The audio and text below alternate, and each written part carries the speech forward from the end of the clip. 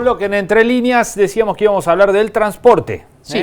Porque estamos con un proceso licitatorio en la ciudad en marcha, ya en etapa de definiciones, podríamos decir, al aguardo de conocer los resultados finales. Nadie quiere arriesgar cuándo se va a conocer o cuándo va a ser el día que tengamos el nombre de finalmente la empresa que se va a hacer cargo.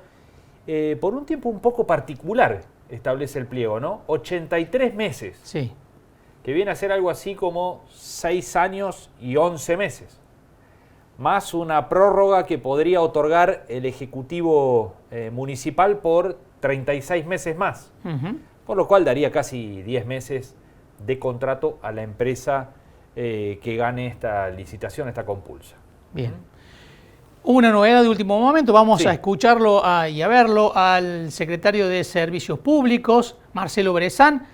Se acaba de conocer que, una de las empresas, como lo relatamos al principio del programa, quedó ya descalificada. Se trata de la empresa de Villa María, es decir, la competencia va a ser entre solamente 2 empresas, ¿no? Que, todavía falta abrir los sobres con las propuestas específicas, claro, ¿no?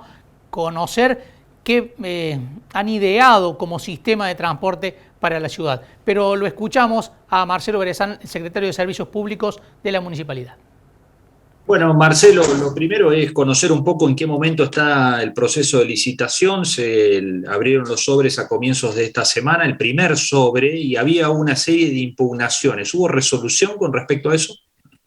Bueno, tal cual lo planteás, Gonzalo, se llevó a cabo el martes la apertura de los sobres. Fue un proceso que me parece a los cuales no estamos acostumbrados, de que el transporte se ponga en debate en la ciudad de Río Cuarto, de este modo, con estas características que a través de una licitación. De hecho, la primera licitación que se lleva a cabo con relación a este servicio público, donde tuvieron presente los integrantes de la comisión de preadjudicación, que tiene representantes en el Ejecutivo y en los 3 bloques que conforman el arco legislativo del Consejo Deliberante, y también tuvieron presentes las empresas, la prensa, y realmente el primer elemento es que haya 3 empresas compitiendo por el servicio público de transporte. No solamente que hayan comprado el pliego, sino que además hayan presentado propuestas. En esto, la licitación se plantea de modo desdoblado, primero para ver las características de la empresa, las condiciones en las que está y cumplimiento con el pliego, y de allí una segunda etapa que tiene que ver con un segundo sobre, que ya determina de las empresas que reúnen las características que la municipalidad ha impuesto en el pliego a través de la aprobación de la ordenanza en el Consejo Deliberante, cuál es la mejor propuesta de servicios públicos que se presenta para la ciudad. En esta instancia, como bien lo decía, y retomando la pregunta, se han presentado 3 empresas. El día miércoles la comisión se reunió ya a trabajar. Había un cuestionamiento respecto de la empresa Transbus de Villa María, que no había cumplimentado la totalidad de la documentación, entre otros aspectos. Tampoco había constituido domicilio en la ciudad de Río Cuarto, y la comisión por unanimidad entendió que, conforme lo prevé el pliego, había cuestión insalvable que la colocaban en la situación de no ingresar al proceso licitatorio, y por lo tanto se rechazó su propuesta, que fue notificada en el día de la fecha. Llamó la atención incluso que no hubiera ni siquiera un representante de esa empresa en la apertura de sobres, cuando sí estuvieron los otros, ¿no? Bueno, en esto hay distintas modalidades que toman las empresas al momento de participar de una licitación. Nosotros no tanto de servicio público, pero sí lo hemos visto en otras licitaciones que lleva adelante el municipio, donde hay empresas que se hacen presentes con sus representantes y otras que no. Evidentemente esta empresa optó por no hacerlo. Es decir, quedan en carrera 2 empresas, ¿no? La empresa de San Luis y la empresa que actualmente presta el servicio, que es la SAT. Sí, Marcos, tal cual lo plantea, esto es oficial. Al día de la fecha hay 2 empresas que están en competencia, ya que ha sido desestimada la tercera, que es la empresa de Villa María.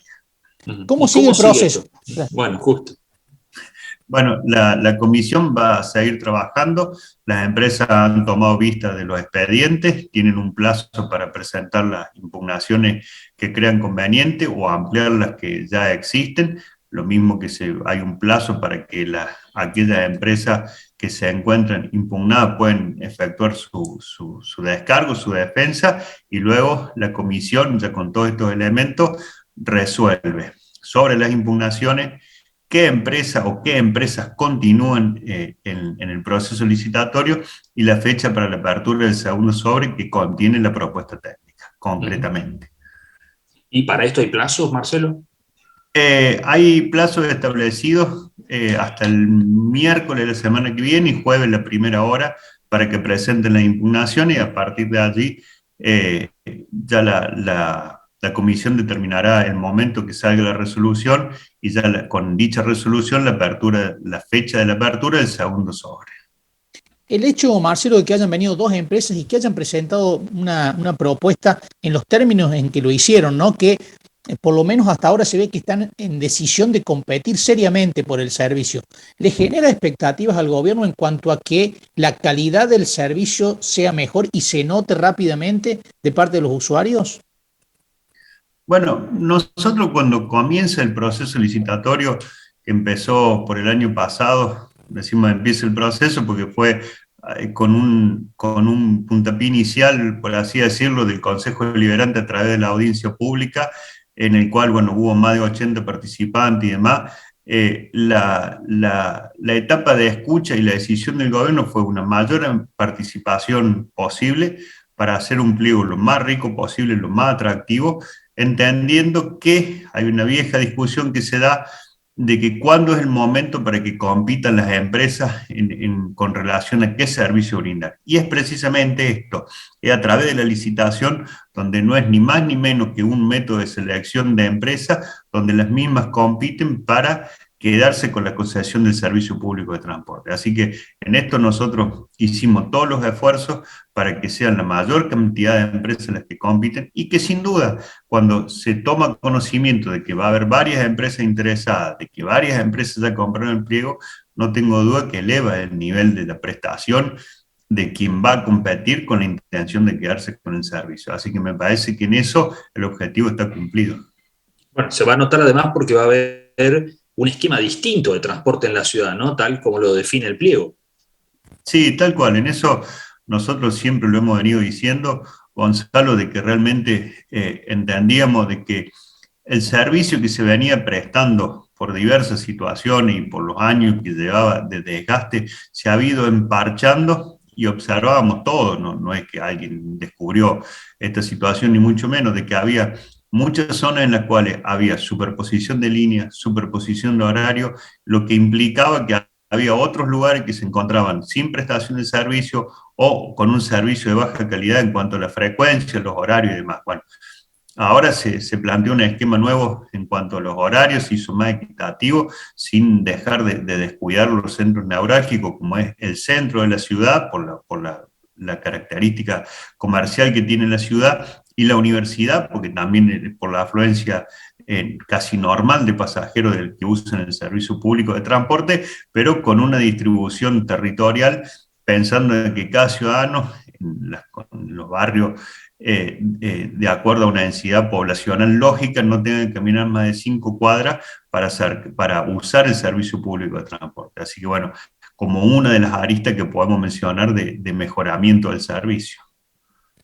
Secretario, lo cambio de tema. La semana pasada el EDECOM estuvo ahí en el ojo de la tormenta porque por un lado Walter Carranza, el secretario general del gremio, denunció un vaciamiento del EDECOM. Después también hubo acusaciones de que se levantan controles y que no se actúa con el rigor que se debería actuar con todo el mundo, sino que hay especie de amiguismos o favoritismos. ¿Hay una crisis en el EDECOM, secretario? ¿Cómo están viviendo esa situación?